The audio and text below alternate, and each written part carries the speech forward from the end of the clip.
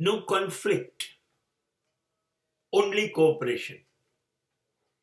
સંઘર્ષ નહીં, સહકાર. આ એ જૈન પરંપરા છે જાપાનમાં, બુદ્ધમાંથી. એકચ્યુઅલી જૈનનું અપભ્રંશ જૈન જાપાને કર્યું એમની ભાષામાં. એ પરંપરા જે છે એની અંદર જાપાન એવું શીખવાડે છે કે લડવું નથી, સંઘર્ષ નહીં, પરિસ્થિતિ સામે લડવું નથી, પરિસ્થિતિને સહકાર આપીએ.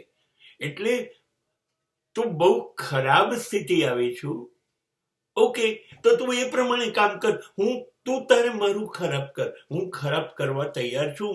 હું રાજી ખુશીથી ભલે મારું ખરાબ થાય એ અનુભવીશ, એ જોઈશ, એ સહન કરીશ. That is called cooperation. Whatever worse may be, I will cooperate because it is the ultimate decision of existence. કુદરત એવું ઈચ્છે છે કે મારી વિરુદ્ધમાં બધું જાય. તો હવે કુદરત જે ઈચ્છે છે હું એને કહી દઉં, ચલ ચલ ચલ, તૈયાર છું, હું સહકાર છું, તારી દરેક પ્રવૃત્તિમાં હા પાડીશ. તું મને બરબાદ કરવા માંગે છે, કર, આઈ એમ રેડી. મને આ વસ્તુ જૈન પરંપરામાંથી એક એવી રીતે જાણવા મળી, શીખવા મળી. તમે વિચાર કરો, આપણે પડી જઈએ છે તો હાથ પગ તૂટે છે, ફ્રેક્ચર થાય છે. અને નાનું બાળક દિવસમાં 20 વાર પડે છે અને એને એક પણ વખત ફ્રેક્ચર નથી થતું.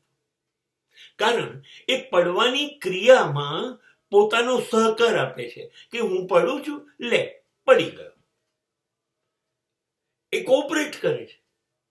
અને આપણે નથી પડવું એનો બચાવ કરવા જઈએ છીએ. એની અંદર જ એમાં આપણને સૌથી વધુ વાગે છે.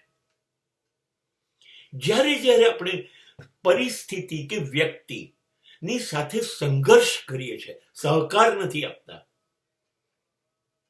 જ્યારે સંઘર્ષ કરીએ છીએ ત્યારે નુકસાન આપણને જ થાય છે. કેમ કે સંઘર્ષ કરવામાં મારી બધી શક્તિ ખર્ચાઈ જાય છે. હું સામર્થ્ય શૂન્ય, શક્તિ શૂન્ય થઈ જાઉં છું. હું ઝીરો થઈ જાઉં છું, લડીને ખતમ થઈ જાઉં છું.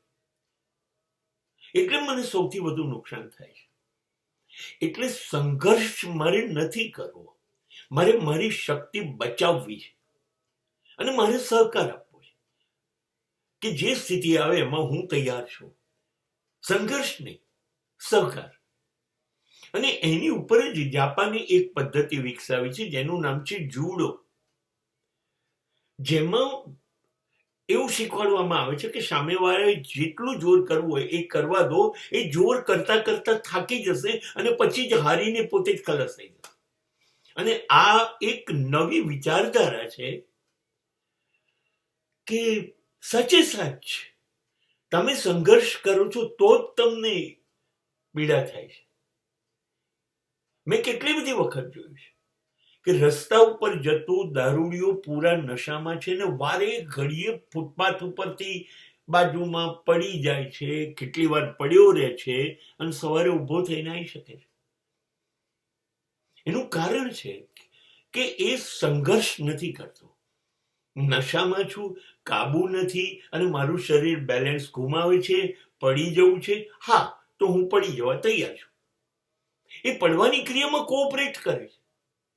અને તેથી જોજો દારૂડિયાને વાગશે ને, થોડી ઈજા થશે, પણ એ પોતાની જાત ઉપર નશો ઉતરતા કાબુ મેળવી લેશે.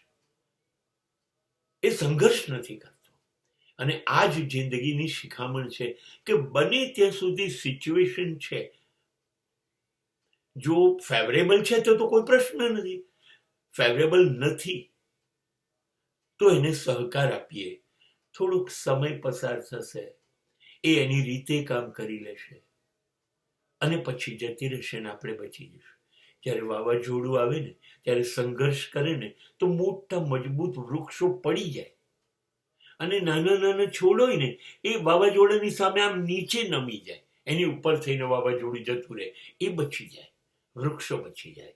સંઘર્ષથી ક્યારેય ફાયદો થયો નથી.